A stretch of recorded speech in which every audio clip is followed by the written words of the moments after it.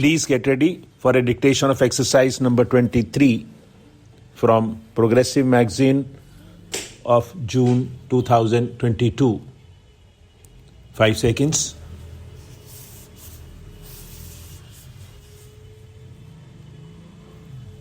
Start. I would request the organizers of this conference to keep constantly in view the need of linking up our art heritage with the spread of education. The National Museum can play an important part in educating the masses and the scholars alike. Such a museum should be an imperishable record house and for our ancient history and civilization. It will tell us the story of our life and culture in the past. We cannot think of a greater source of national pride.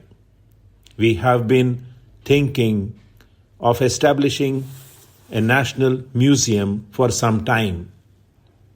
We hoped that it would be possible to go ahead with the scheme after the termination of World War II, but unfortunately, inflation and an economic crisis of unprecedented magnitude have stood in the way of achieving our objective.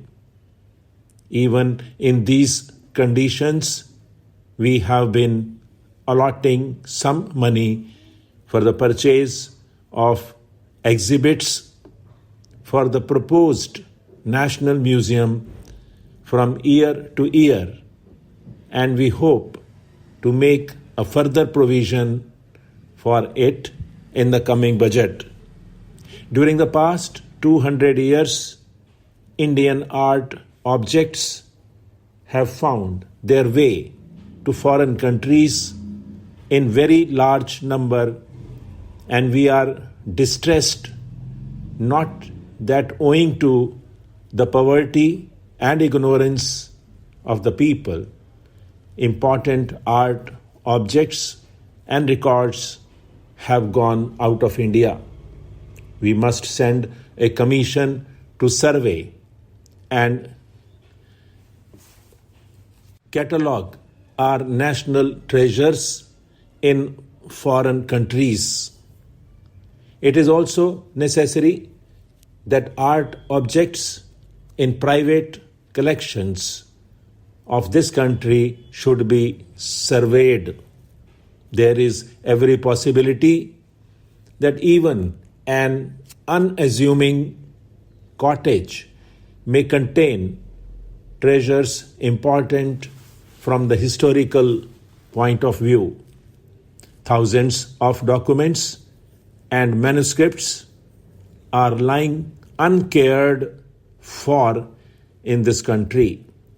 Now that the reins of government are in the hands of our own people, our appeal will certainly reach the masses and create a consciousness among them regarding the importance of protecting and preserving our antiquities.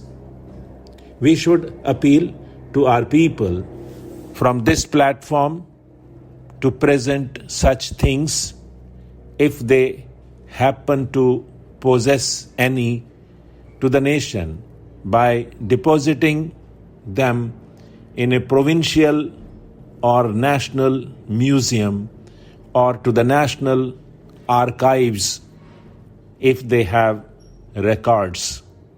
This will afford the scholars sift unpublished records and find out certain historical or artistic importance.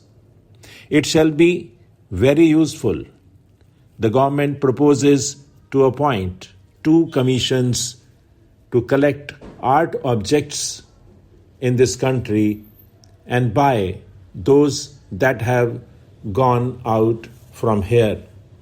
I have great pleasure in welcoming you to this 25th anniversary of the Indian Historical Records Commission. During these 25 years, the Commission has done valuable work of which you will find a brief record in the historians who preserve our past through their devoted and disinterested work. I am particularly glad that on this occasion we have among us representatives of other countries. The aim of history is to find out the truth about the past. This is a common human quest, and the presence of members of different nations testimony that such tasks can be carried out only through the cooperative efforts of men and women, regardless of race, religion, or nationality. 25 years is not a long period judged by the standard of history, and yet the Indian Historical Records Commission has done valuable work in creating a new spirit of research and inquiry among our historians. Members of the Commission have contributed much to our knowledge of the Indian past.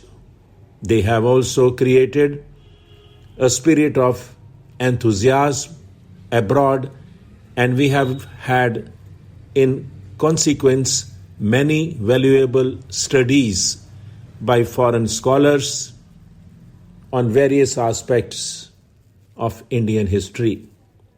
The field, however, is vast, and in spite of all-out efforts, we have been able to accomplish only fraction of our task. It is therefore essential for us to renew our endeavor and continually make greater efforts so that the resplendent past of India may be discovered to us and the world. The Historical Records Commission has till now surveyed the problems of history in a general way. Individual authors have contributed important studies in subjects of their choice. Valuable as such work has been, I feel that it would perhaps be of even greater service to the cause of historical research if we frame a program of work to fill up the gaps in our knowledge of the history of India. No one can deny that many problems are yet outstanding and demand further inquiry and investigation. By way of example, I would draw special attention of historians assembled here to periods which, in my opinion, should be studied more carefully if we are to appreciate fully all the implications of our heritage. Our ancient past dates back to prehistory and presents many periods that are only imperfectly known. We have to establish relation between different civilizations existing earlier. This is a task which is a challenge to the historians of the country, but I am sure they shall be able to complete the task. It shall be an monumental achievement for the people of the country and outside. Stop.